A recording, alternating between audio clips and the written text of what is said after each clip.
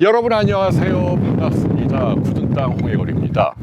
저는 여러분 오늘 한라산 기슭의 한 빈 농가에 와 있습니다. 와, 굉장히 광활한 땅을 보여주고 있지요. 그런데 안타깝게도 여기 보면 돌덩이들 천지고요. 제대로 작물을 재배하고 있는 것 같지 않습니다. 아마도 말과 같은 가축들 먹이기 위한 풀 정도 기르는 것 같습니다. 제주가요, 사람이 없습니다. 농사 지을 사람들. 제가 사는 동네만 하더라도 농사나 가축을 기르는 업종이나 죄다 외국인 노동자들 뿐입니다. 오늘 여러분 제가 드리고 싶은 주제는요, 인구 감소, 저출산에 대한 이야기입니다. 잘 알고 계시지만 국가적인 재앙이라고까지 표현해야 할 것 같네요. 2012년도 한 해 태어나는 신생아가 48만 명. 사실은 이것도 굉장히 적습니다. 제가 태어날 때는 100만 명 가까이 태어났거든요. 그런데 10년이 지난 2022년도는요 24만 명밖에 안 됩니다. 불과 작년 이야기입니다. 아니 10년 사이에 무슨 전쟁이 일어난 것도 아닌데 절반으로 격감한 거죠. 왜 이렇게 아기를 낳지 않을까요?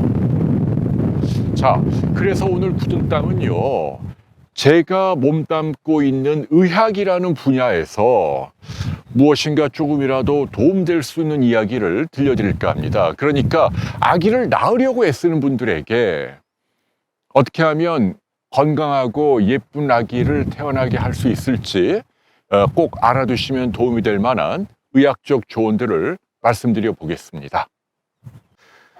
건강한 아기를 갖기 위해서는 엄마의 노력도 중요하지만 제가 보기에는 아빠가 더 노력해야 한다고 생각합니다.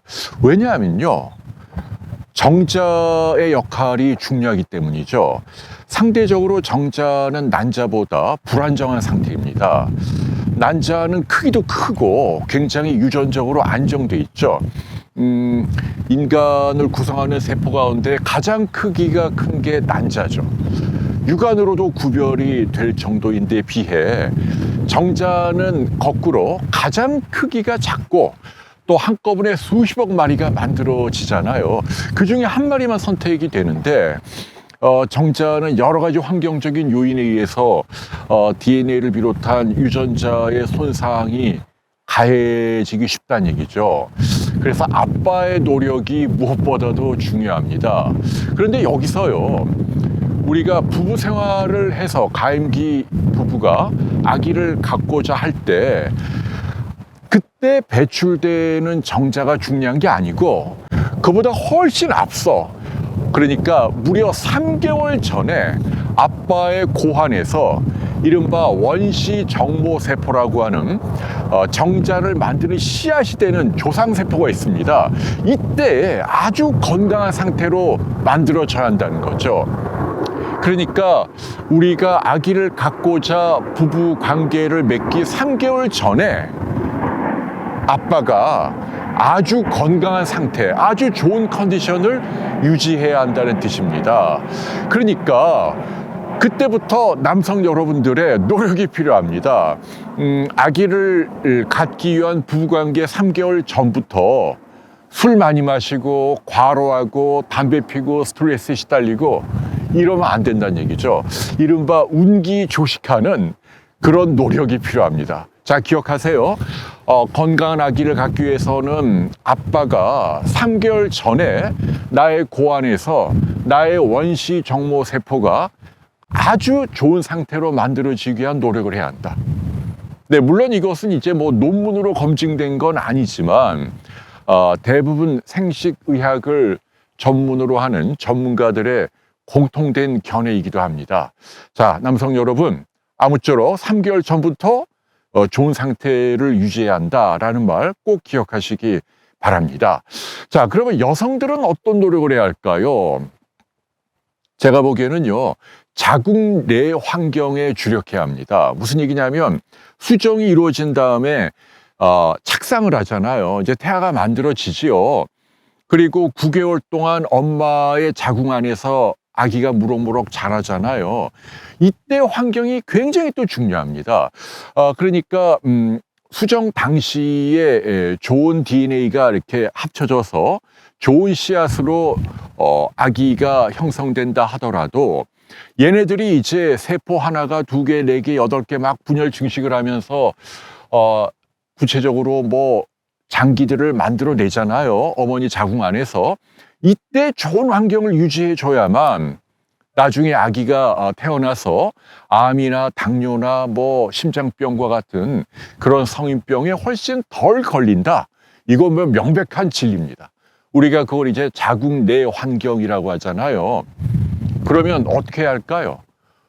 가장 중요한 거, 어머니가 행복해 한다는 거죠. 무슨 얘기냐면 요즘 어떤 어머니들은 태교라는 명목 아래 그 억지로 뭔가 이렇게 고상한 취미, 예컨대 뭐 클래식 음악이 아기 건강에 도움을 준다 해서 엄마는 사실은 뭐 트로트를 좋아하는데 억지로 뭐 클래식을 듣는다, 이런 방식의 태교가 잘못됐다는 얘기죠. 이유화를 막론하고 엄마가 행복해야, 그래야만 자궁 안에 아기가 무럭무럭 건강하게 자란다. 그렇기 때문에 엄마가 좋아하는 걸 해주는 게 굉장히 중요하다는 얘기죠. 억지로 어떤 태교를 동원하면 안 된다는 얘기입니다. 이게 약물도 마찬가지입니다. 많은 그 미신이 엄마가 아프고 괴롭고 뭐 감기에 걸린다라든지 뭐 비염으로 고통받는다, 억지로 참는 거 좋지 않습니다. 오히려 그게 더 해롭다는 얘기죠. 대부분의 약물은 기형아를 유발하는 그런 부작용이 없습니다. 너무 겁먹지 마시라는 얘기죠. 엄마가 약을 너무 두려워해서 고통을 참는 게 자궁 안의 태아에겐 더 해로울 수 있다는 점 반드시 기억하시고요.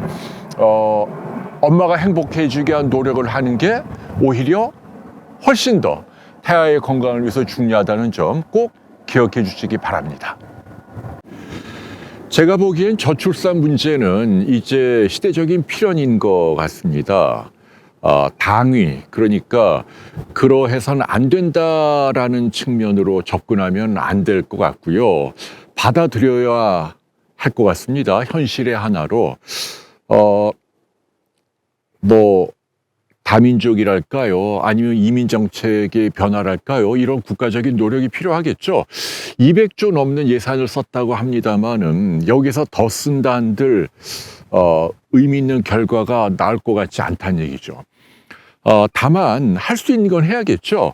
제가 드리고 싶은 이야기는 이 와중에도 아기를 낳으려고 애쓰는 많은 난임 부부들이 있잖아요.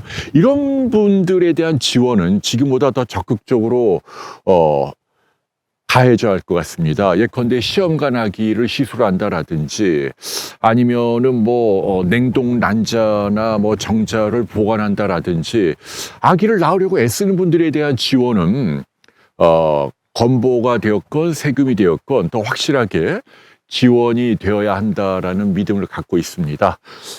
아이고, 네, 글쎄요. 저는 두 아들을 낳고 행복했는데 요즘 젊은 사람들의 생각은 많이 다른가 봅니다.